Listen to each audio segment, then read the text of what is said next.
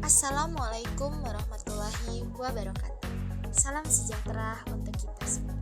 Saya ucapkan selamat pagi kepada Ibu Dr. Retno Purwani Setyaningrum SEM selaku dosen pengampu mata kuliah Manajemen Sumber Daya Manusia. Dan saya juga mengucapkan selamat pagi kepada teman-teman semua. Tak lupa pula saya mengucapkan terima kasih kepada Ibu Dr. Retno Purwani Setyaningrum SEM yang telah memberikan kami kesempatan untuk presentasikan materi kami pada hari ini. Ada peribahasa mengatakan bahwa Anda tidak mempunyai kesempatan kedua untuk membuat kesan pertama. Seringkali kesan pertama datang dari kata-kata. Inilah topik pembahasan kami pada hari ini. Perkenalkanlah kami dari kelompok 7. Baik, pendidikan bukan hanya persoalan ke kampus lalu mendapat ijazah, tapi soal memperluas wawasan serta menyerap ilmu kehidupan. Dan pada kesempatan pagi hari ini, kami akan melakukan presentasi dan sharing kepada teman-teman seputar strategi pengelolaan kerja yang kami buat. Mudah-mudahan dapat diimplementasikan ke depannya dan menambah ilmu pada hari ini.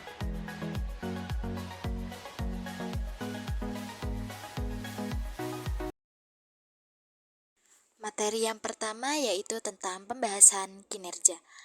Kinerja adalah hasil atau tingkat keberhasilan seseorang secara keseluruhan selama periode tertentu di dalam melaksanakan tugas dibandingkan dengan berbagai kemungkinan seperti standar hasil kerja, target atau sasaran, dan kriteria yang telah ditentukan terlebih dahulu dan telah disepakati bersama.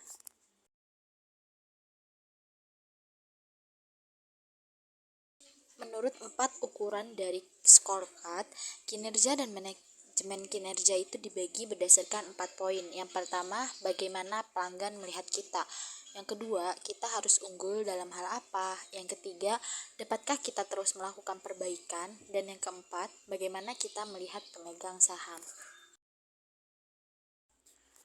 Ukuran kinerja seperti scorecard mengarah perhatian kepada 4 pertanyaan terkait bagaimana pelanggan melihat kita.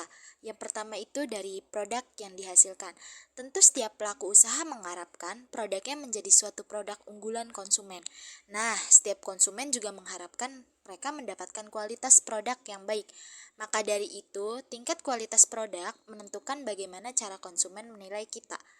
Ketika mutu produk kita bagus, tentu konsumen akan memberikan kesan positif dan sebaliknya. Jangan sampai produk Anda disukai orang tua tapi dibenci anak muda, maka tak lama akan habis. Selain itu juga harus memperhatikan tingkat pasar. Jangan sampai setelah terjun ke lapangan kita mengalami kelabakan karena tidak hafal medan. Karena kesalahan yang sering dilakukan oleh orang yang mulai menjalankan bisnis adalah mereka memulai dari membuat produk, baru kemudian memikirkan pasarnya. Yang kedua yaitu pelayanan.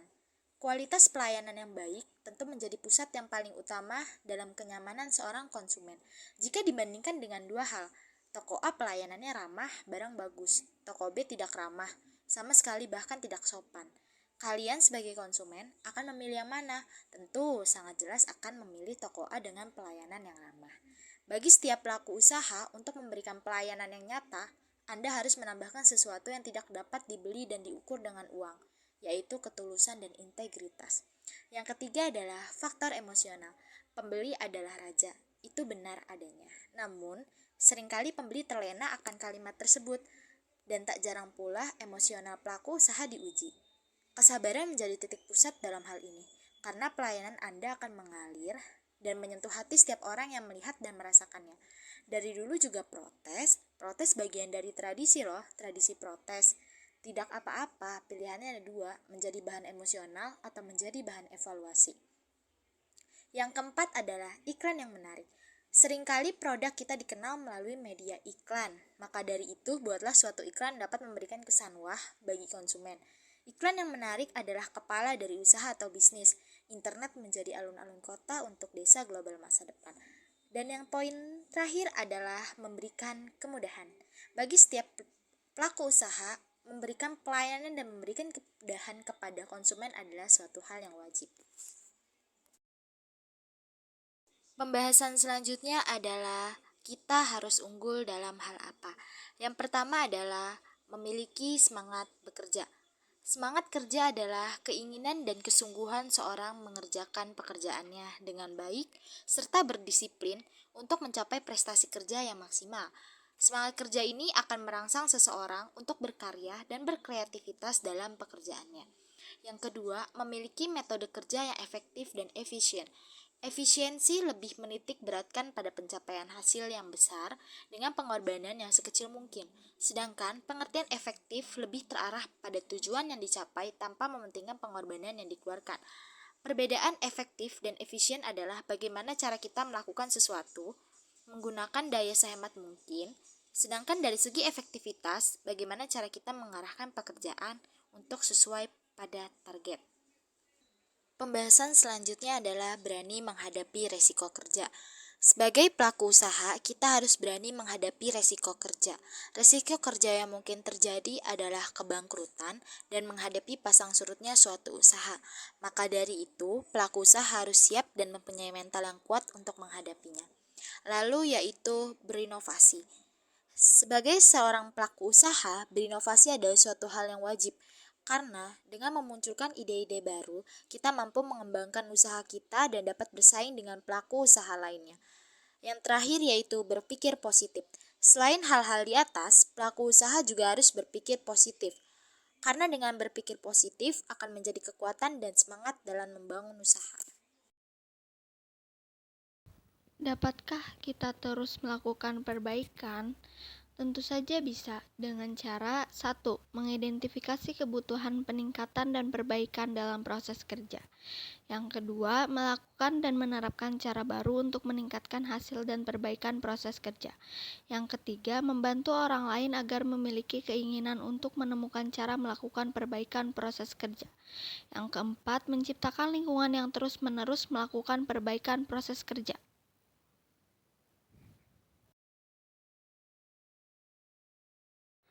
Lalu, bagaimana kita melihat pemegang saham? Orang yang mendapatkan kepemilikan bagian perusahaan atau membeli saham dan orang yang sudah menanamkan uangnya pada awal pendirian perusahaan. Pemegang saham merupakan jenis investor yang menjadi pemangku kepentingan di satu atau lebih dari satu usaha. Kewajiban utama atau tugas pemegang saham adalah wajib memberikan setoran modal atau menginvestasikan dana kepada perusahaan demi kelangsungan perusahaan serta untuk mendapatkan keuntungan.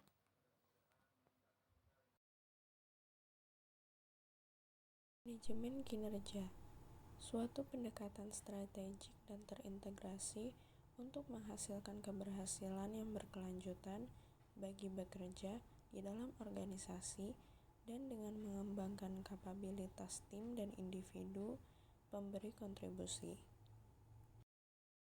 Integrasi, integrasi vertikal, menghubungkan atau menyatukan sasaran bisnis, tim, dan individu. Integrasi fungsional, menghubungkan strategi fungsional dalam organisasi pada bagian berbeda.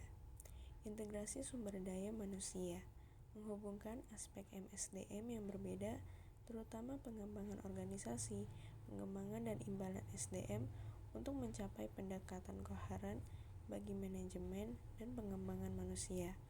Mengintegrasikan kebutuhan individu dengan kebutuhan organisasi sepanjang memungkinkan. Tujuan strategi manajemen kinerja adalah untuk memberi alat di mana hasil lebih baik dapat diperoleh dari organisasi, tim, dan individu dengan memahami dan mengelola kinerja dalam kerangka yang disepakati mengenai tujuan, standar, dan kebutuhan yang direncanakan. Strategi manajemen kinerja meliputi yang pertama, perbaikan kinerja dalam mencapai keefektifan organisasi dan individu. Yang kedua, strategi manajemen kinerja mengenai pengembangan karyawan dan pengembangan manusia. Yang ketiga, strategi manajemen kinerja mengenai pemuasan kebutuhan dan harapan dari semua pihak terkait. Yang keempat, strategi manajemen kinerja mengenai komunikasi dan keterlibatan. Cakupan strategi manajemen kinerja. mengenai konsep manajemen kinerja sebagai kekuatan yang menyatukan, yang menjelaskan bahwa manajemen kinerja seharusnya diintegrasikan ke dalam cara pengelolaan kinerja bisnis, dan hal itu seharusnya menghubungkan proses utama lain seperti secara vertikal dengan strategi bisnis dan rencana serta tujuan bisnis. Dalam United Distillers, inisiatif manajemen kinerja dikendalikan visi bisnis dan strategik yang penting. Inisiatif dan cara di mana mereka saling berhubungan dapat diilustrasikan dalam gambar berikut.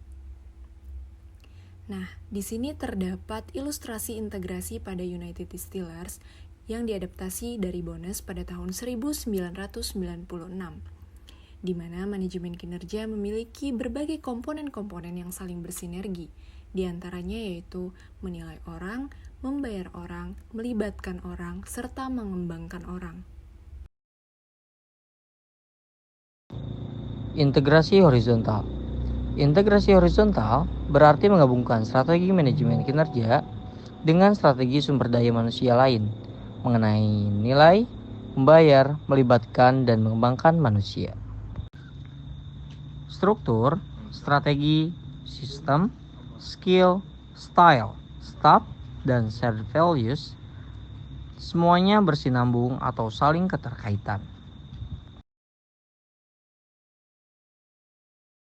Strategi merupakan suatu rumusan organisasi yang digunakan untuk mempertahankan dan membangun keunggulan kompetitif yang berkelanjutan dalam persaingan. Struktur organisasi perusahaan yang mengatur sistem kerja, komunikasi, wewenang dan tanggung jawab, serta pendelegasian tugas kepada unit kerja atau orang-orang tertentu untuk mencapai sasaran organisasi. Sistem proses dan prosedur perusahaan yang berisikan kegiatan operasional sehari-hari dan pembuatan keputusan dalam perusahaan. Skill kapabilitas dan kompetensi karyawan yang dibutuhkan oleh perusahaan sehingga dapat berkinerja dengan baik sesuai dengan yang diharapkan, sehingga dapat membantu perusahaan dalam mencapai sasarannya. Staff atau karyawan. Karyawan yang dibutuhkan oleh perusahaan berkaitan dengan bagaimana karyawan tersebut diseleksi, direkrut, dilatih, dimotivasi, dan dihargai. Style atau gaya kepemimpinan. Elemen style ini berkaitan dengan gaya kepemimpinan manajemen yang digunakan dalam organisasi untuk mencapai sasaran perusahaannya. Shared values atau nilai-nilai perusahaan. Standar ataupun norma-norma menjadi panduan perilaku bagi semua karyawan dan manajemen perusahaan. Baik, dari materi yang tadi kami sampaikan, dapat kami simpulkan bahwa Jadi, untuk kesimpulannya yaitu manajemen kinerja adalah suatu pendekatan strategik dan terintegrasi untuk menghasilkan keberhasilan yang berkelanjutan bagi bekerja di dalam organisasi dan dengan mengembangkan kapabilitas tim dan individu pemberi kontribusi.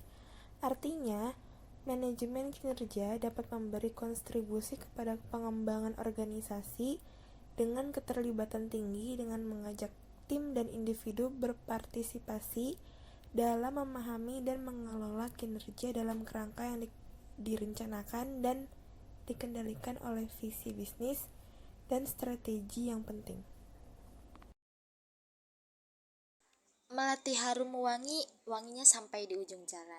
Saya ucapkan terima kasih untuk waktu yang kalian berikan. Sekian, wabillahi taufiq wal hidayah. Wassalamualaikum warahmatullahi wabarakatuh.